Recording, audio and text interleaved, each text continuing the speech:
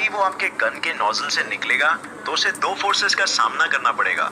एक फोर्स रहेगा air resistance जो उसे स्लो डाउन करेगा और दूसरा ग्रेविटी जो उसे नीचे खींचेगी।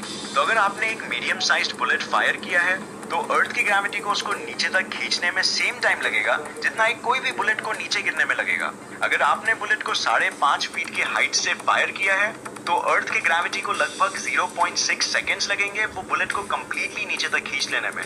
बुलेट्स का एवरेज स्पीड होता है 800 मीटर्स पर सेकेंड। तो थोड़े कैलकुलेशंस करके हमें ये पता चलता है कि एक एवरेज बुलेट लगभग आधा किलोमीटर ट्रैवल कर पाएगा जब तक उसे ग्रेविटी नीचे ना खींच ले।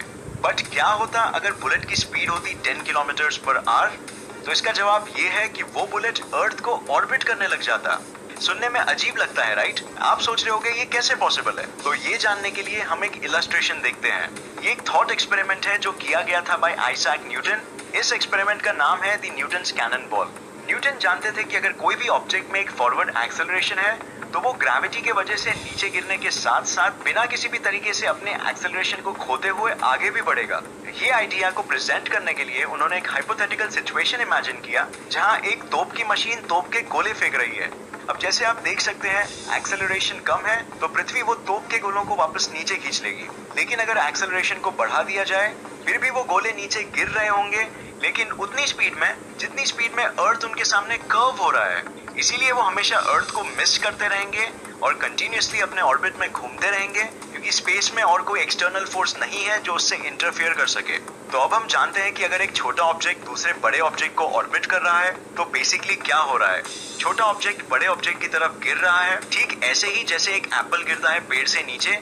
बट क्योंकि वो छोटा ऑब्जेक्ट की वेलोसिटी ज्यादा है तो वो बड़ा ऑब्जेक्ट उसे पूरी तरह से अपने पास नहीं खींच पाता है उतने कम टाइम में और वो फॉरवर्ड एक्सेलरेशन हम देखते हैं एक ऑर्बिट के रूप में। इसे हम कहते हैं रिलेटिविटी क्योंकि वो छोटा ऑब्जेक्ट ग्रेविटी से इन्फ्लुएंस होने के साथ साथ रिलेटिवली फॉरवर्ड वेलोसिटी से भी इन्फ्लुएंस हो रहा है। अब ये जानने के बाद हम ये भी देख सकते हैं कि सारे सैटेलाइट्स या तो स्पेस स्टेशंस जो अर्थ के ऑर्बिट के चक्कर लगा रहे हैं वो भी बेसिकली गिर रहे हैं नीचे लेकिन एक फॉरवर्ड एक्सेलरेशन या एंगुलर वेलोसिटी के साथ। इसीलिए वो इतनी तेजी से नीचे गिर पा रहे हैं जितनी तेजी से अर्थ कर्व हो रहा है उनके सामने।